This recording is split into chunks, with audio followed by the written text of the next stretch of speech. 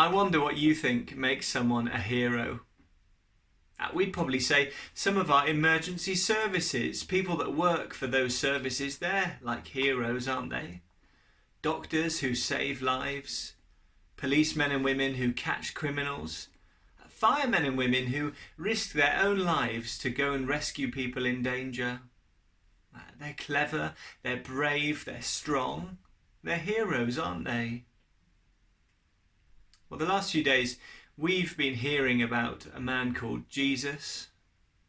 And Jesus was a bit of a hero too, wasn't he?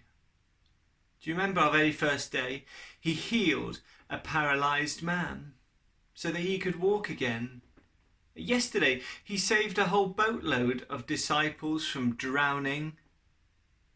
He calmed the storm. Jesus certainly has seemed like a hero, hasn't he? But what's happened today? He doesn't seem like a strong hero in our true story from the Bible today, does he? He doesn't look heroic or strong. Jesus looks weak. Our passage tells us that Jesus was so weak he wasn't even able to carry his own cross. They had to get another man in to carry it for him. And then when Jesus was put up on the cross, put up to die, did you hear those words of what people were saying who were around him in the crowds? They mock him and they insult him. They shout horrible things at him. He saved other people, but he can't save himself. If he really is the Christ, the King of Israel, then let him come down from the cross now. We will see this and then we will believe in him. Even the robbers who were being killed on the crosses beside Jesus insulted him. Hey Jesus, what's happened to you now, eh? All this time we've seen you rescue people, but you can't even rescue yourself. If you're really so special, why don't you just save yourself? Do you think Jesus could have rescued himself? I 100% believe that he could have rescued himself. If Jesus had power over the wind and the waves and the storm, then surely he could have saved himself from dying on a cross. But do you remember why Jesus said he came? He came to forgive sin. And we really, really need forgiveness because our sin, the way in which we hurt and reject God, deserves a punishment. I mean, imagine policemen who didn't punish people who were breaking the law. That wouldn't be very fair, would it? In the same way, we deserve punishment from God for the wrong things we've done against him. The Bible tells us that the punishment for our sin is death. Do you remember the wall of separation that we talked about on day one? And the side of the wall that we find ourselves on because of sin, separated from God. It's a wall we can't get over or under or around ourselves. We're helpless without God. And now Jesus, even though Jesus has lived a perfect life and has never done anything wrong, the only man to ever live who doesn't deserve God's punishment, well, he's put himself on the side of the wall with us. And that's why he says in our story today, my God, why have you left me? Because he's separated from God. And being separated from God means Jesus has to die.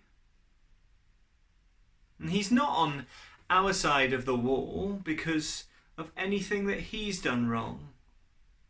But it's because of what we have done. We deserve to be on that side of the wall, separated from God. He doesn't. But Jesus wants to rescue us. And so he takes our place.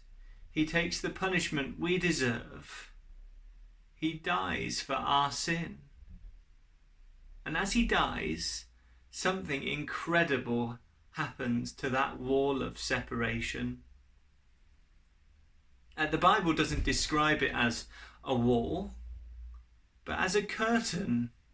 Do you remember hearing about a curtain in our reading today? This curtain is a real life curtain in a temple in Jerusalem where Jesus was put on the cross. And this curtain does exactly the same as the wall that we were thinking about a few days ago. It separated people from God. Nobody was allowed behind the curtain.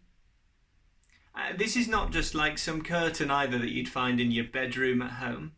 This curtain is massive. Go outside the front of your house, and if you look at the front of your house, that's about the size of the curtain.